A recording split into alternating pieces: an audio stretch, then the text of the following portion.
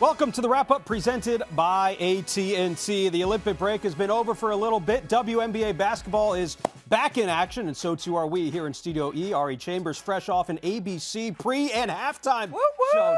Did a great job, Ari. Did a great job. Thank you, Sam. I'm Sam Ravech. Great to have you with us. We'll be talking all things W over the next 30 minutes, and we will talk upsets as well, because we have seen already 2 upsets here on this Sunday with a full slate of 4 games for you. All right, before we get into everything, though, your overall reactions, everybody's back. Everyone got some rest outside of the Olympic team. They were winning some medals out there in Paris. But your overall thoughts on how things have gone in the return to the Now, I know we're going to be talking about upsets later, but welcome to Atlanta, where the players play.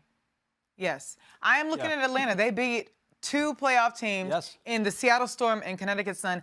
I'm like, okay, girls, what's got into y'all? Yeah. And love to see it. Tina Charles having a great... Being the vet that we've been wanting to see from her. And so just knowing that she can come in clutch like she did in the game against Seattle, knowing that she's really been able to hold it down consistently offensively, and I'm sure that veteran leadership is seeping in too. Yeah, we will get to the Sun and the Dream a little bit later on, but we're going to start things off with the big game of the day. The Seattle Storm heading to Indiana to take on the Indiana Fever. Fever coming off that 9-point win over Phoenix on Friday. They are back home in front of a sold-out Gainbridge Fieldhouse taking on the Storm. This is the 4th time that these 2 teams met up. We picked things up in the first. Caitlin Clark finding Lexie Hull. She had a great game in the 4th quarter for this team. Later in the first, Jewel Lloyd breaks the double team, knocks away the fadeaway 3. Foot behind the line. Lloyd struggled to shoot the 3 so far this year. Good to see her get things going. Second quarter now, off the Storm miss. Caitlin Clark coast to coast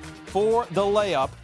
Second quarter winding down, Lexie Hull knocking down the 3. Fever would take a 1-point lead and the momentum into half.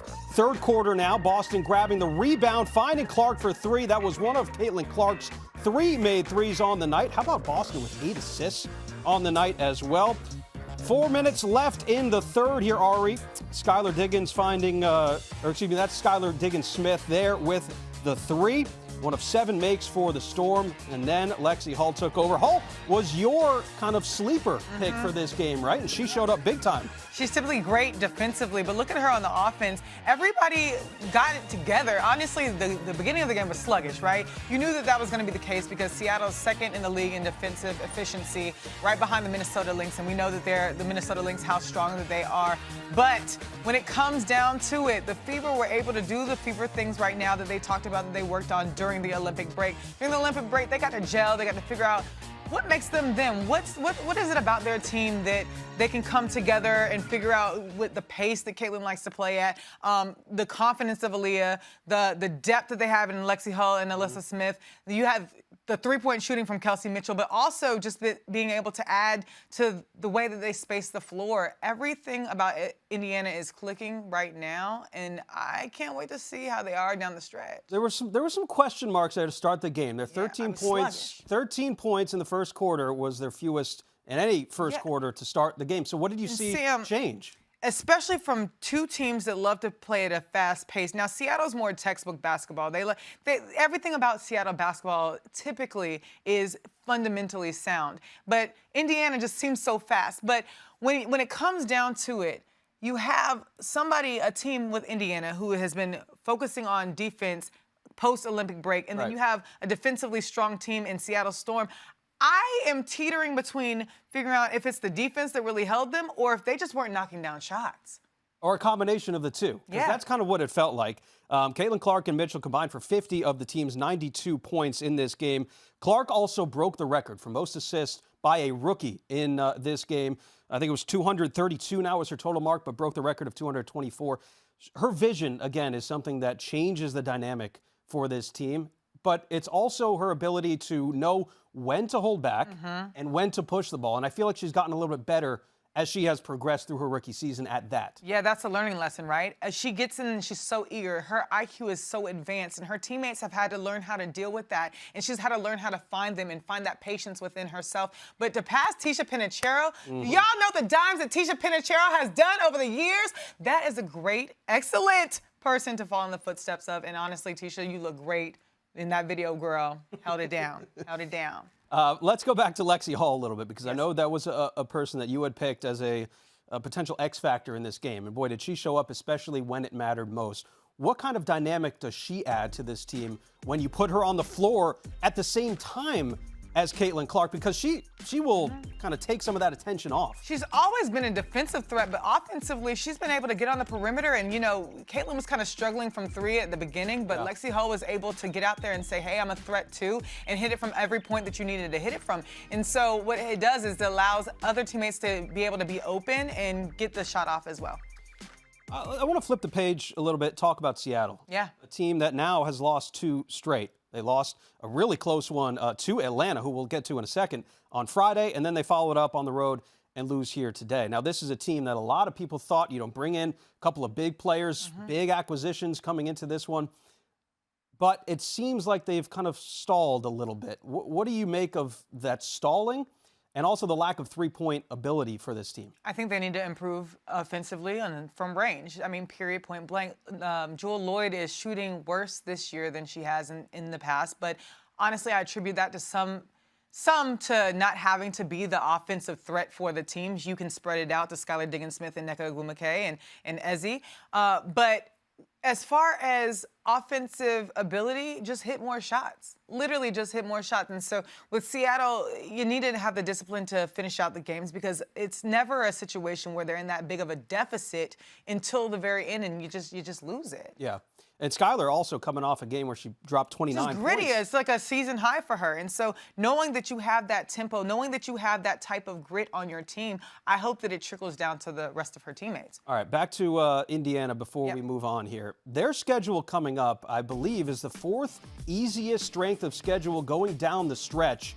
When you compare it to what they had to go through before the All-Star game, the top-ranked strength of schedule in the entire league, they had 15 games against opponents that were over 500, and they didn't get a ton of rest. All of that changes now down the final month plus of the season. How does that change the outlook for the Indiana Fever? Well, Sam, when you go to work every day, you want 8 hours of rest at night.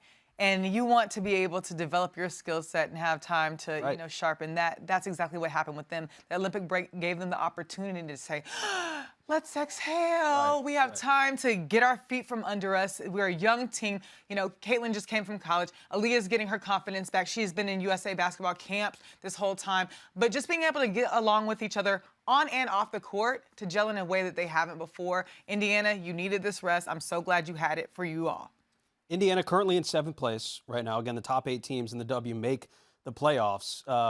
I think the top 8 is somewhat solidified, but when you see the way that Indiana is playing, I don't think you can put it past them to even go up higher in the standings. Where do you think they can improve upon down the last couple, games of the season? Because there is certainly room for improvement on this team. It's no secret that defensively they've struggled for a long time. And so hopefully because they have placed their focus on that, they can change that and turn that around and hold their opponents and taking care of the basketball. No doubt. Turnovers has been just a very bad thing for Indiana, and hopefully now that they understand each other a little bit more, they can understand, hey, let me look to my teammate, let me just develop a little bit more patience and discipline on the offensive end. And I know we like to push tempo. I know that pace is within us, but let's slow that down a little bit so we can make smarter decisions on the offensive end and can maintain possession. All right. We'll keep it in the Eastern Conference here because everybody right now is looking up at the New York Liberty, who have already clinched a playoff spot, but the Conneticut Sun are right below them, and in the standings, they got 19 wins heading into the game today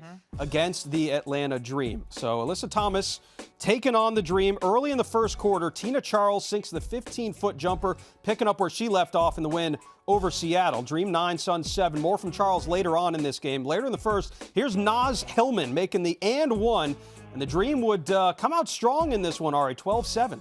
When you go in a drive like that with all those defenders on you, especially the aggressive, assertive dominance that is Connecticut's Sun, my hat is off to you. But Naz Hillman, way to play relentless. And I think that some of that relentlessness comes from Tina Charles. You see the energy that she brings to the team. It is no secret that Tina Charles is Tina Charles. And so the fact that she's able to come into her own like that has been great. But Ryan Howard, one thing about Ryan, she's motivated by having that chip on her shoulder. And I think that, coming off of the Olympic play where she might not have finished the way she wanted to, she's going to translate that into her game. And the combination with her and Alicia Gray, Who's touching it? The aforementioned Ryan Howard draining the three there. The Dream would lead it by 6. They would go on to win 82-70. Bonner picked up an early 2 fouls in this game. I think that played a role in it, but the offense, again, bit stagnant for this Conneticut team. AT led the way, 13 points, but it just feels like they don't have enough. You bring in Mabry on the late pickup from the trade deadline. She was excellent in the win over Dallas. It just feels like they need something else. They're missing something on offense. It's the consistent offensive range. And so once they get in the swing of things and can develop that, I sense that they'll be better. But Marina Mabry, that's why they brought her in. And so I anticipate Marina looking at this game saying, hey, this wasn't my best offensive performance, but I can get it together for the next game. The defense obviously has been there, right? They're holding opponents to 73.5 points per game. They're limiting opponents to shooting just 20% from beyond the arc, both best marks in the WNBA. So that part, I think, can carry them. The question, again, becomes you have on to the still score. Despite Yeah. how good your defense is, you still have to score, and especially against an Atlanta Dream team who can score. And so I'm just looking toward how are you going to fix this offense, or how are you going to adjust so it's more consistent and more dependable? Atlanta, I think, found some, ways to exploit this defense for Conneticut today. They not only shot the threes when they needed to, but they also got the ball down low and did attract the fouls and the contact from Bonner to get her on the bench early and build a lead. But when they had it, they were able to keep it. And that's something that Atlanta hasn't been able to do. Smart basketball, Sam. Yeah, That's just smart basketball. Just smart basketball. Level of concern for the Conneticut Sun because they are searching for that elusive title. It's going to be a battle for the top 5, I would say. Actually, honestly, top to bottom, because Atlanta is in the 9th position, and they're looking to move up. And so it's going to be a battle for those playoffs. I'm just excited to see how it's going to translate from post-Olympic break, what teams worked on, because it does give a time. It's a second training camp, if you will, for those who stayed in town. So I'm just looking forward to that. Last thing on Atlanta, clearly nobody told them that they are likely out of the playoff hunt. Because, or maybe they did, Sam. Because they are taking down playoff teams, Seattle. They said we belong and here. Connecticut. I mean, I don't know if they didn't tell them or that they did tell them. One of the two, but they got it together, okay? Whatever it was, it worked. Tina Charles, 22 points today. I think that's her 10th double-double. Clutch last game. 10th double-double of the season. She continues to light it up, but Atlanta's had some... They've had some injury concerns this year. All right, so just going back here, Caitlin Clark continues to light up the WNBA world, setting records seemingly every time she is on the floor. And oh, by the way, there's more. When eyes are on Caitlin, eyes are on the lead. I'm just very lucky to be in this moment. Caitlin Clark moving.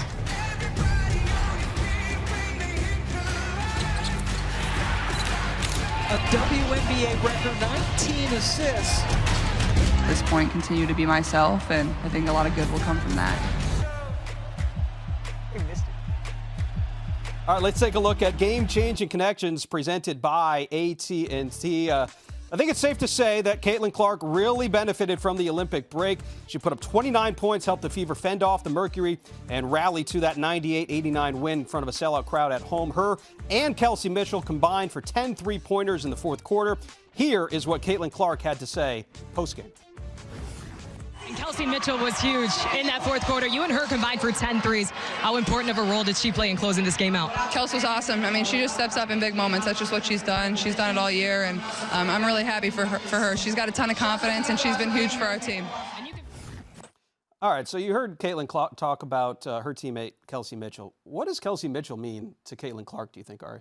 I'm going to read directly from my computer here because Kelsey Mitchell said, basketball is a language and you have to get on the same page. Me and Caitlin like to play fast and up-tempo, and I'm always going to align based on how she's playing and how she's going. And so knowing that you're a vet, this is your team, Kelsey Mitchell, and to assume the role to be additive to Caitlin's game is so... That's a veteran move to me. You know the pieces that you have to play to make your team better. And so being able to speak that same language, knowing your role, and knowing what place to fill, I think that's very mature of her. 27 points and 5 rebounds for Kelsey Mitchell today as she continues to lead this team and be a veteran presence on this team. A lot was made about Caitlin Clark being left off the Olympic roster. I'm not going to go back and rehash that argument. But what I am going to do is say, well, Caitlin Clark, while she was left off the roster, was able to get something that she probably hasn't gotten her entire basketball career, rest. She finally was able to get some rest. And also, the media attention was off of Caitlin Clark, and it was on the team in Paris. So what do you think the last 3 weeks have meant for Caitlin Clark, both mentally and physically? I think for all rookies, they got the rest that they haven't been able to get. Like, the rookie class has notoriously not been able to receive because they have NCAA play, they have the tournament play, most of them. But Caitlin was depleted. I mean, I was talking to her, and she was like, I just can't wait to get on a flight and go somewhere where nobody knows where I am.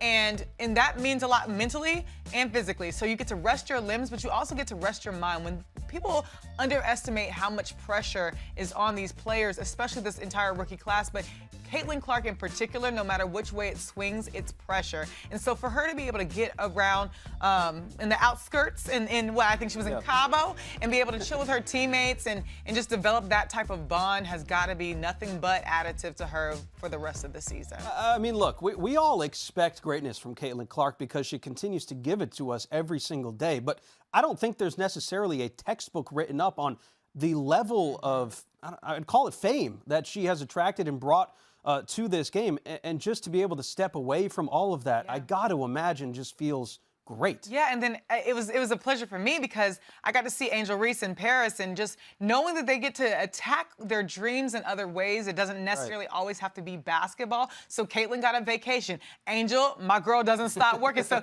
she was over here doing a lot of things with clients and things like that. But I love to see them in their life outside of basketball because it's just showing you that you're a brand as a whole, and this new generation that's ushering in this brand type of appeal is I mean, hey, it's new, it's unprecedented, and it's necessary for them to have these breaks so that they can be more well-rounded in the general scope of things. Right, and it's great to see the brands, but it's also great to see the human behind the brand. I love a human. Right, and we've gotten to know all of these players as they grow through college and now into the WNBA. All right, another connection that Caitlin Clark has cultivated this season has been with Aaliyah Boston. Now, this was a connection that was slow to start, but has really sped up over the last several weeks as they now have started to find a rhythm. And Caitlin knows where Aaliyah Boston's going to be. Aaliyah Boston knows where Caitlin's going to be. So how have you seen this relationship grow this season? Caitlin and Aaliyah have almost a poetic pick and roll action going all the time. Caitlin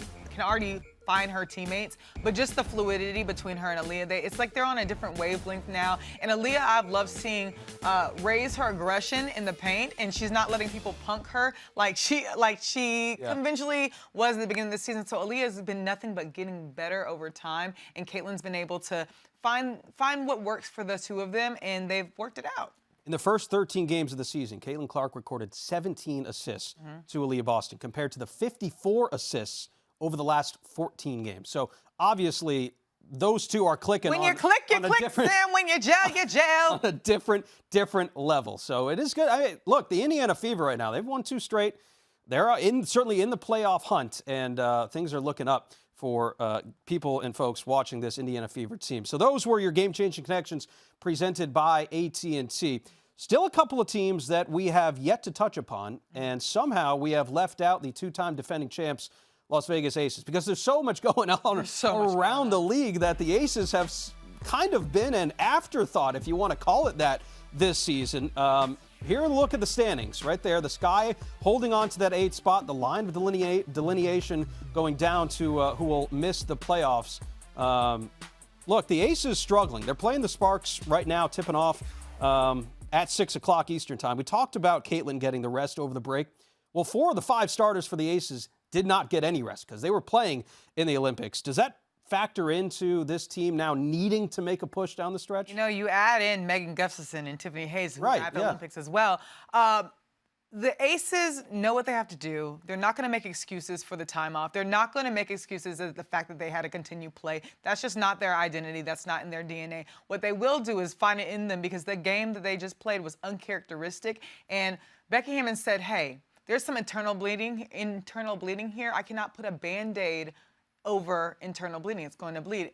Asia said it's not an X's and O's problem. It's an identity problem. It's a heart problem. We have to figure out what is not clicking with us. And I don't doubt that they'll make the adjustments, but I don't think that 4 spot that they're sitting in is indicative of how talented they are. They have all the pieces together. They just have to find the synergy with it. You have Chelsea Gray coming off of injury. She's been out for a while. She's still trying to get back in the swing of things, still trying to get back in shape. You see that from the Olympic break.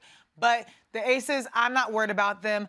I am hoping that they can get out for their sake of that 4 spot. That 4-5 matchup is never a place you want to be in playoffs, ever. And you don't want to face Seattle there either because they're so unpredictable. So I am interested to see if Aces can climb up, but it will have to be to the sacrifice of a Connecticut or a Minnesota, so who will go down? Regardless of who the Aces play in the postseason, once they got the invite to the party, that's kind of all they needed, I feel like. They love a chip, Right, Sam. they love a chip. They've obviously won 2 in the past. I mean on the shoulder, but yeah, those chips too.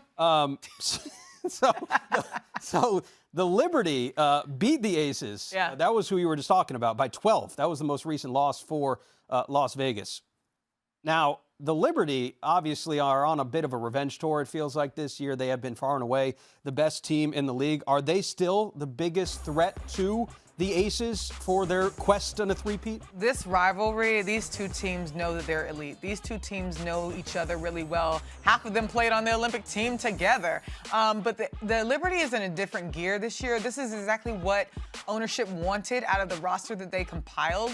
And they just have another year under their belt where they have gelled and it's working. Sabrina has really grown her offensive capability, and she's just added more to her skill set. And then you have Brianna Stewart, who is, if Asia's 1A, Brianna is 1B. She's reigning MVP. And, Leonie Fibic has assumed more responsibility in her national team, so bringing that confidence over. But then I'm looking, we talk about break. I'm deviating here, Sam. We talk about break, and Betnaja Laney was able to tend to her injury during the break and get the surgery that she needs. So I'm awaiting her return and seeing how she can get back in the swing of things. But as far as the players who are active, what they're looking like right now is just poetry in motion. I know that's the second time I referenced that phrase, but New York gets it. They know what they have to do to win. I hope for them that they can maintain this energy and this consistency. Yeah, no doubt. And it feels like, to me, this was a team last year that was still relatively new. Even though they were, veteran players coming together, it still took a while for them to gel. And you can even make the argument at the start of the season, it took a little bit of time to get things going. But now that they are going, this feels like a immovable object going forward. I don't know what can slow them down. The way that they just dismantled the Aces the other day, it feels like a team of destiny this year. Is there anything or any concern that you have about the Liberty aside from, God forbid, an injury? I would say Liberty consistency during playoffs. We look at the X factor. To me, JJ is the X factor. As long as JJ can play JJ's game, really getting there, aggressively attacking the boards, aggressively getting in the paint, just playing her game, the Liberty will be fine. But Sandy Brondello knows how to coach. She is the first coach in WNBA history to lead teams to 12, I think, consecutive playoff spots. But the Liberty has all the pieces. It's theirs to lose right now, in my opinion. If JJ can just maintain being the X factor, that's their X factor. All right, we'll switch gears here and talk a little bit more about the Minnesota Lynx, the team that has continued to surprise people, although I don't know if you can call it surprise anymore. We're not bundles, Courtney. This headshot is crazy. They're not surprising anybody anymore. 19-8 after their win over the Mystics yesterday. Nafisa Collier had 30 points to help the Lynx complete the home sweep over the Mystics. Now, look, the Mystics have struggled this year. That has been well documented, but Nafisa Collier, again, 13 of 16 from the floor. She only missed 3 shots in the game. She's extremely efficient, and she's also aggressive on the offensive end and defensive end. So a two-way player that really knows how to get down there, get gritty, get dirty, and take ownership of her team. But then you have a Courtney Williams who's able to really buy into Cheryl Reeves' program. Bridget Carlton?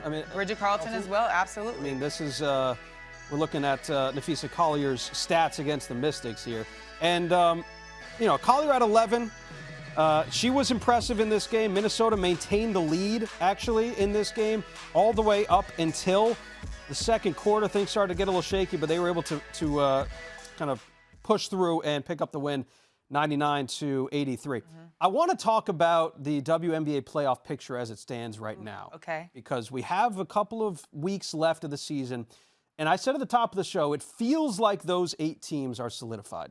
Am I wrong there? You're wrong there because Atlanta can easily come in there. I'm looking at Chicago, Atlanta for that 8th spot. Okay. Who's going to get it? So that's still up for grabs. That's still up for grabs for me. I think that Indiana will rise. I don't know who will lower, though. I'm looking at Seattle, Indiana. Will you all flip? But Atlanta's really making a good case for, hey, this was a fluke. Our franchise player was out on injury.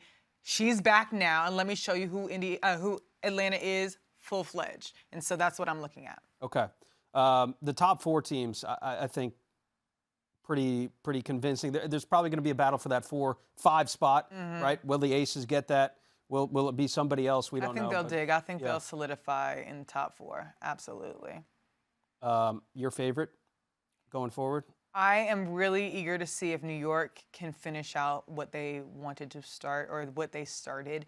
This is exactly the performance from New York that everybody was wanting to see who was involved in the New York organization. So if you can maintain consistency, if you can finish it out, if Jonquel can finally achieve what she wants to achieve, but obviously the whole team, but like just knowing the journey that Jonquel has had, can she actually get the chip this year? I think it's New York's to lose. Again, it feels like a team of destiny, to your point. Everything you just said would point to that fact as well.